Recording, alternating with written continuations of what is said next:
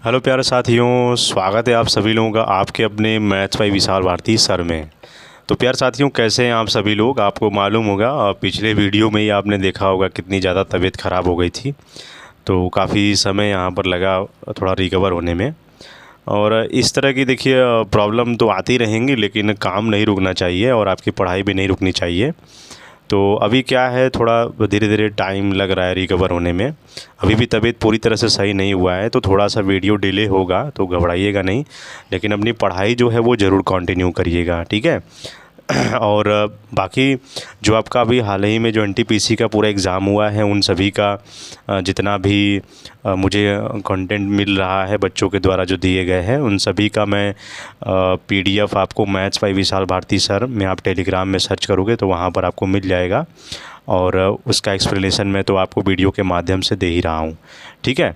तो चलिए बिना देर के वीडियो को शुरू करते हैं और पढ़ाई को हम कंटिन्यू करेंगे, ठीक है। चाहे कुछ भी हो जाए, देखिए साथियों, जीवन में प्रॉब्लम, परेशानियाँ, ये सब दुख जो हैं वो आती रहती हैं, लेकिन हमें रुकना नहीं है, आगे बढ़ना है, ठीक है।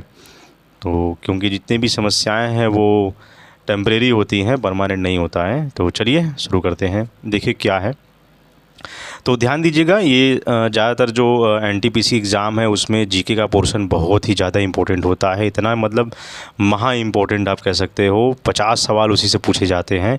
तो यदि आप जीके का पोर्शन यदि आप तैयार करते हो तो जितने भी आपके कॉम्पिटिटिव एग्ज़ाम हैं जिसमें जीके पूछे जाता है, मतलब आप एनटीपीसी की तैयारी करके आप दूसरा एग्ज़ाम निकाल सकते हो। मतलब इस प्रकार का वो लेवल होता है, ठीक है।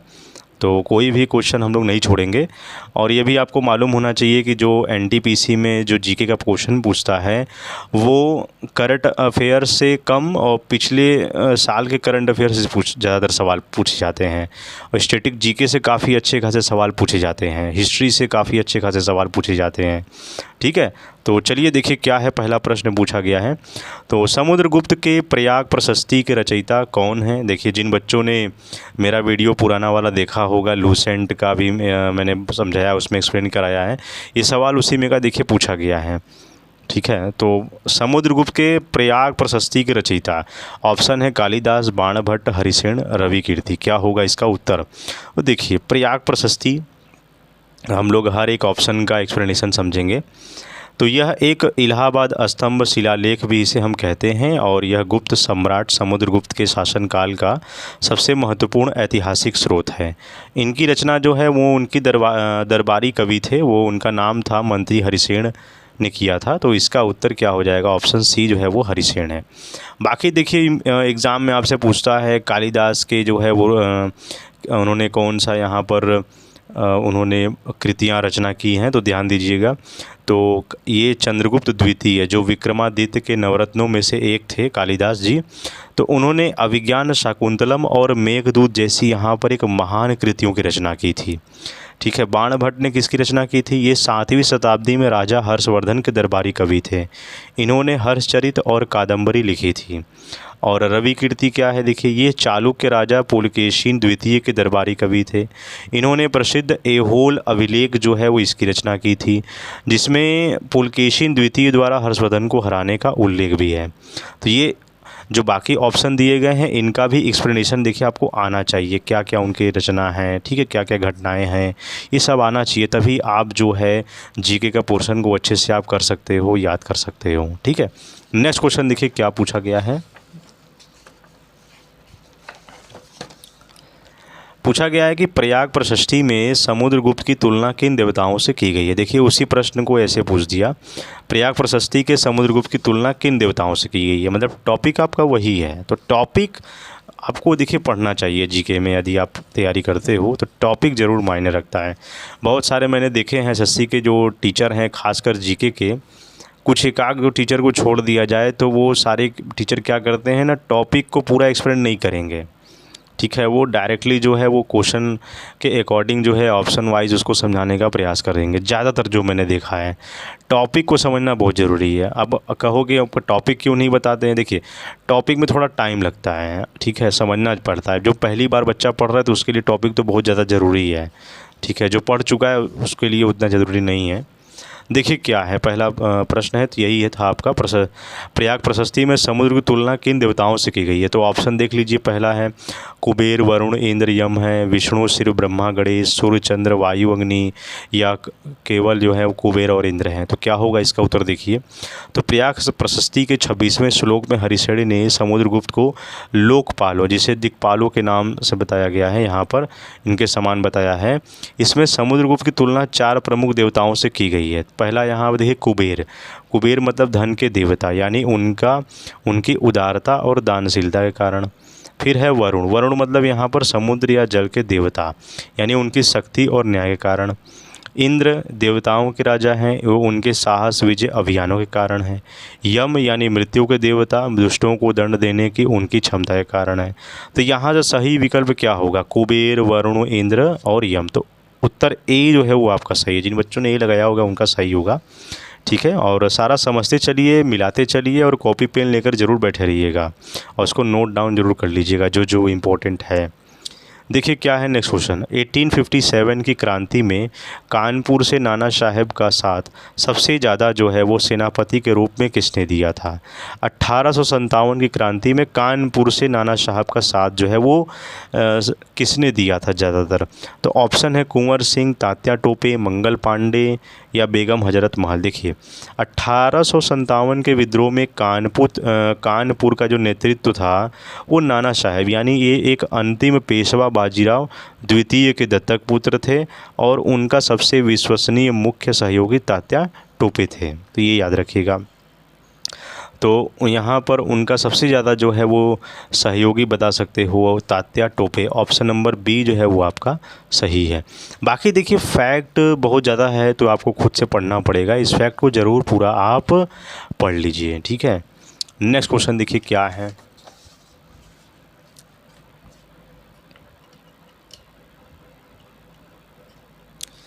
नेक्स्ट क्वेश्चन है कि सरोजिनी नायडू की पुस्तक जो है द गोल्डन थ्रेशोल्ड की प्रस्तावना किसने लिखी थी। सरोजिनी नायडू की पुस्तक द गोल्डन थ्रेशोल्ड प्रस्तावना। तो रविंद्रनाथ टैगोर, महात्मा गांधी, आर्थर सिमंस या एडमंड गॉस। देखिए द गोल्डन थ्रेशोल्ड जो है वो सरोजिनी नायडू का पहला जो है वो कविता संग्रह था। 1905 में लंदन में प्रकाशित हुआ था। भूमिका क्या है, इस पुस्तक की प्रसिद्ध प्रस्तावना जो है वो ब्रिटिश कवि और आलोचक आर्थर सिमंस द्वारा लिखी गई है। तो ये याद रखिएगा, द गोल्डन थ्रेशोल्ड की प्रस्तावना किसने लिखी। तो द गोल्डन थ्रेशोल्ड जो है वो आर्थर सिमंस के द्वारा यह लिखी गई है, ठीक है। नेक्स्ट क्वेश्चन देखिए क्या है, इसको यहाँ से आप सही कर लीजिएगा। भूमध्य रेखा यानी विषुवत रेखा निम्नलिखित में से किस महाद्वीप से होकर नहीं गुजरती है, यानी भूमध्य रेखा इनमें से किस में नहीं गुजरती है। अफ्रीका हो गया, दक्षिण अमेरिका हो गया, एशिया हो गया या यूरोप हो गया। देखिए ये भूमध्य रेखा जो है वो 0 डिग्री अक्षांश यानी पृथ्वी को 2 बराबर भागों में बांटती है, और यही रेखा कुल 3 जो है वो महाद्वीप और 13 देशों से होकर के गुजरती है, जिसमें से दक्षिण अमेरिका यानी इक्वाडोर, कोलंबिया, ब्राज़ील हो गया। अफ्रीका में Gabbard, Congo, Uganda, Kenya, Somalia हो गया। एशिया में मुख्य रूप से मालदीव और इंडोनेशिया के सभी देश हैं, ठीक है। तो यहाँ से उत्तर क्या होगा आपका, अफ्रीका। क्या होगा, अफ्रीका, ठीक। बाकी इसका भी आपका मिल जाएगा। नेक्स्ट क्वेश्चन क्या है, इसका फैक्ट देखिए है पूरा लिखा हुआ है, अब इसको पढ़ लीजिएगा। अफ्रीका क्यों मैंने बताया, क्योंकि यह एकमात्र एक ऐसा महाद्वीप है जिसमें भूमध्य रेखा, कर्क रेखा और मकर रेखा जो है वो तीनों गुजरती है, ठीक है। नेक्स्ट क्वेश्चन देखिए क्या है, हिमालय के किस भाग में ऊंचाई में सबसे अधिक विविधता देखने को मिलती है। हिमालय के किस भाग में ऊंचाई में, तो पश्चिमी हिमालय, मध्य हिमालय, पूर्वी हिमालय या ट्रांस हिमालय। इसमें देखिए क्या है, पूर्वी हिमालय है, क्योंकि विविधता का कारण जो है अधिक वर्षा और उष्णकटिबंधीय प्रभाव के कारण यहाँ की घाटियाँ बहुत गहरी हैं। तो ये है पूर्वी हिमालय। ऑप्शन नंबर सी जो है वो आपका सही है। नेक्स्ट क्वेश्चन देखिए कि परमाणु द्रव्यमान की अवधारणा किसके द्वारा दी गई थी। देखिए परमाणु द्रव्यमान की बात पूछी गई है, एटॉमिक मास की अवधारणा जो है वो सभी को मालूम है, जिन बच्चों ने क्लास 9, 10th में अपना साइंस पढ़ा होगा।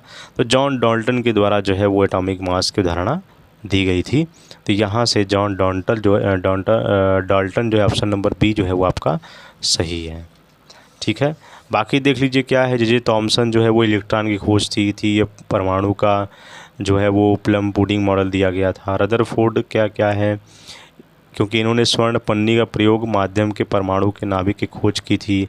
नील्स बोर क्या है, देखिए इन्होंने परमाणु की कक्षाओं और ऊर्जा स्तरों के बारे में बताया था। ठीक है,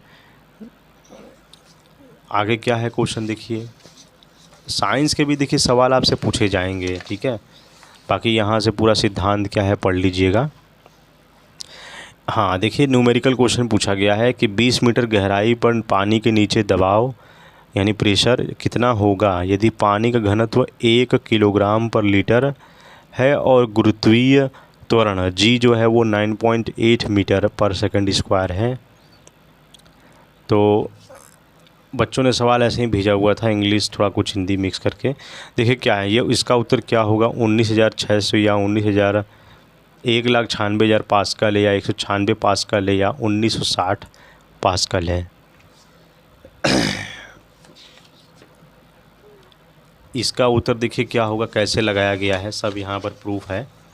ठीक है, हम जानते हैं कि द्रव के भीतर जो है वो किसी भी बिंदु पर दबाव लगने का सूत्र क्या होता है, P=H रो जी, इसको हम क्या बोलते हैं, रो RH। ठीक है, यह एक घनत्व है यहाँ पर, यानी 1 किलोग्राम पर लीटर हो जाएगा 1000 किलोग्राम पर मीटर क्यूब, और 1 मीटर क्यूब का निकालोगे तो यहाँ से 1000 लीटर हो जाएगा। ठीक है,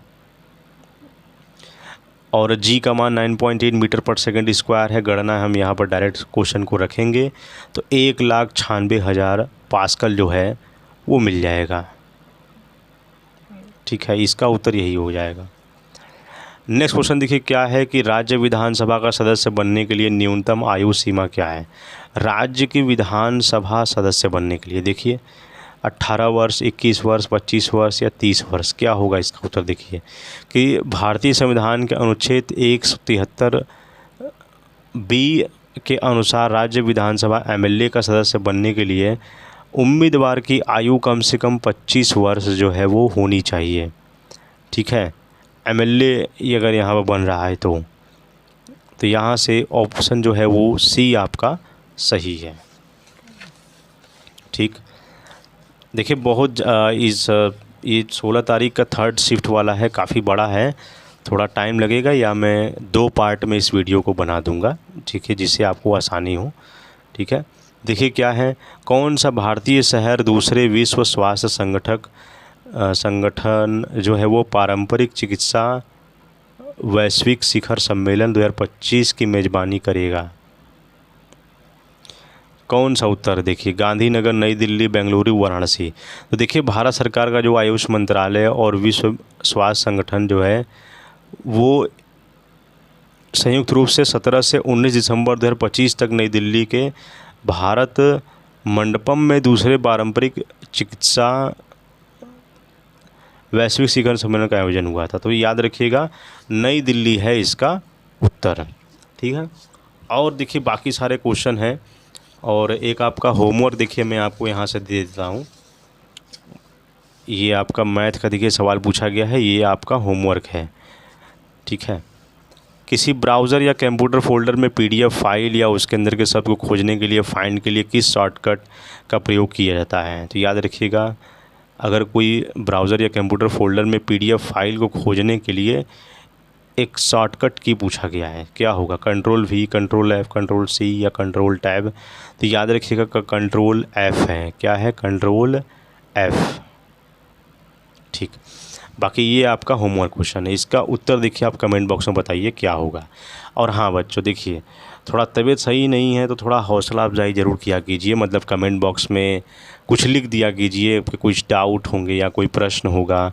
ठीक है, और जिससे हम मुझे बहुत ज़्यादा मोटिवेशन मिलेगी। आप सब्सक्राइब करो या ना करो, देखो या ना देखो, लेकिन कमेंट ज़रूर करो। ठीक है, क्योंकि कमेंट में हर एक बच्चे का पढ़ता हूँ। ठीक है, तो कमेंट ज़रूर कीजिएगा, और कोई भी प्रॉब्लम हो पढ़ाई से रिलेटेड तो ज़रूर हमें यहाँ बताइएगा। ठीक है, तो चलिए और हम लोग आगे अपना पढ़ाई करेंगे, बाकी इसका भी पार्ट और बचा हुआ है तो नेक्स्ट वीडियो में बता देंगे। तो ठीक है प्यारे साथियों, मिलते हैं आपसे नेक्स्ट वीडियो में। जय हिंद, जय भारत।